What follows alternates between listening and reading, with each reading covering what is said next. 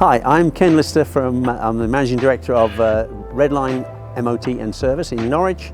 We're a busy little MOT garage with 5 ramps and 4 techs. What challenges were you facing before TechMan? When we started the business, we had a fairly simple computer system for invoicing our repairs and that sort of stuff. But the company, we thought it was wonderful at the time, until the company packed up, and we were offered an introduction through TechMan. And to be honest, I didn't know a lot about TechMan, but we soon learned. I mean, they changed over all our data and everything else, and we got working with it. And one of the big functions for us is knowing how much profit we're making out of every job. I mean, we've become a far more profitable company with TechMan than we were previously, because we know how much we're making out of every job.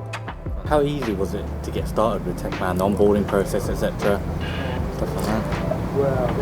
TechMan, it was fairly easy. I mean, I've operated a lot of main dealer systems and everything else, and bought main dealer systems in my life. It was fairly easy to adapt, and we just kept learning the features very quickly. It was very intuitive.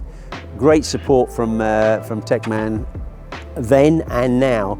I mean, we know how we work. TechMan works well. The tech support is good. Product is solid.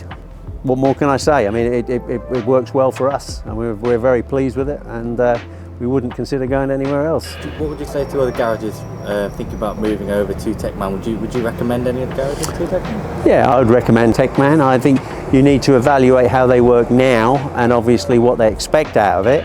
And we're only on the most basic format of TechMan, which suits us.